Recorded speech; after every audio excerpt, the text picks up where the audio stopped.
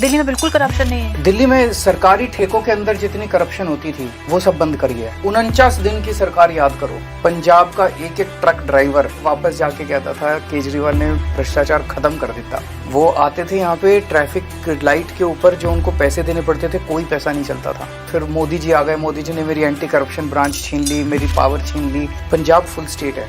आज आपके चैनल पे पहली बार बोल रहा हूँ, मैं ये गारंटी देने जा रहा हूँ थोड़े दिन के बाद, सरकार बनने के 3 महीने के अंदर पंजाब से भ्रष्टाचार कम नहीं होगा, खत्म हो जाएगा। दिल्ली के अंदर करके दिखाया, पंजाब में भी करके दिखाएंगे। भ्रष्टाचार मुक्त प्रशासन देंगे, पैसे की कोई कमी नहीं है, पैसा ही पैसा होगा, ऊपर वाला साथ है। आप फकीरी लाइन हैं तो आप दुनिया में क्यों पड़े हुए हैं? आप पहाड़ों में जाके तपस्या क्यों नहीं कर रहे? फकीर को चाहिए क्या? कौमी पक्ष चाहिए। फकीर को चाहिए कि बुलंदी पर पहुंचना और अपने खुदा से मिलना, उससे ताल्लुकात जोड़ना है। तुम जो ये द्वेष फैला रहे हो, ये जो राजनीति गंदी कर रहे हो, इस देश का बेड़ा गर्क करने पर तुलोगे नहीं। अभी मेरे 2-3 सवाल होंगे, एक जवाब ले लीजिए, जवाब ले लीजिए। मुझे लगता है इनको भारत के सन्यास का मतलब ही नहीं पता है अभी तक। बुद्ध ज्ञान प्राप्त होने के बाद अपने जीवन के 46 वर्ष लोक कल्याण के लिए समर्पित करते हैं। इस देश के अंदर ऋषि परंपरा राष्ट्रीयता के लिए समर्पित रही है और हम भी भारत की उसी राष्ट्रीयता को समर्पित होकर के राजनीति को एक मंच बना करके कार्य कर रहे हैं, जहां पर भारतीय राष्ट्रीयता का गला दबाने का कार्य हो रहा है। उन गला दबाने वालों को दरकिनार करने के लिए उस मंच के रूप में हम लोगों ने इस राजनीति को मेरे पास एक आरएसएस का बंदा आया, बोला भाई साहब मैं वैसे तो आरएसएस का हूँ लेकिन वोट आपको दूंगा। मैंने कहा क्यों?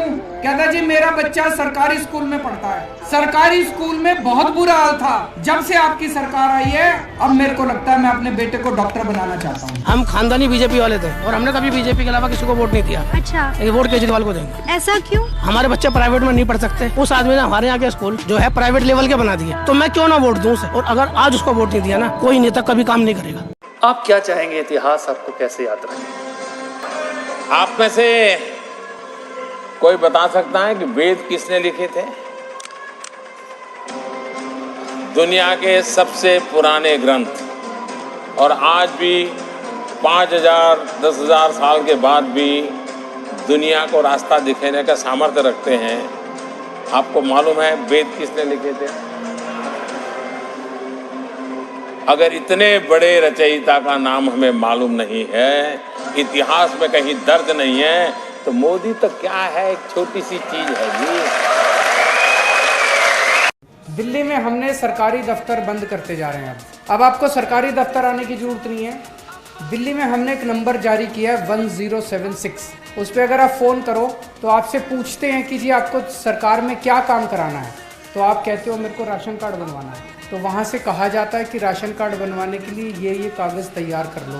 फिर वो पूछता है जी कब तक तैयार हो जाएंगे आपके कागज़, हम आपके घर कब आएँ? मान लो आप कहते हो कि जी मैं तो दफ्तर जाता हूँ, लेट आता हूँ, रात को 11 बजे आना मेरे घर, तो रात को 11 बजे दिल्ली सरकार का एक ऑफिसर आपके घर आपका राशन कार्ड बनवाने आता है। तो वो एक स्कैनर लेके आता है, जितने आपके कागज़ है वो स्कैनिंग करके वो कागज़ ले जाता है और आपका राशन कार्ड हफ्ते 10 दिन के अंदर आपके घर पहुँच जाता है।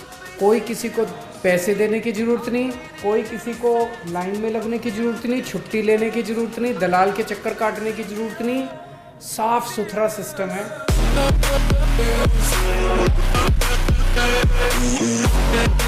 सर मेरा सवाल ये है कि आप ही कहते हैं कि जितनी भी पार्टी हैं, जितनी भी सरकारें हैं हमारी, सारी करप्टेड हैं, तो आपको क्या लगता है कि आपकी सरकार बहुत अच्छी होगी? मैं इनकम टैक्स में कमिश्नर की नौकरी करता था। इनकम टैक्स में एक इंस्पेक्टर साल में कम से कम 1 करोड़ रुपए की रिश्वत कमा लेता है। मैं तो कमिश्नर था, करोड़ों रुपए कमा सकता था।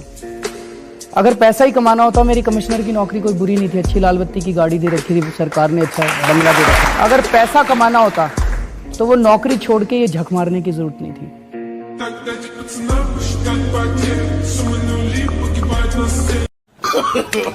No no no no.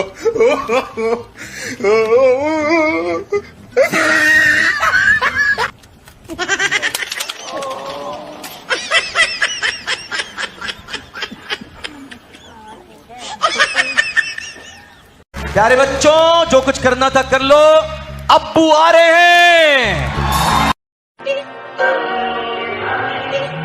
क्या मेरे सपनों की रानी कब आएगी तू?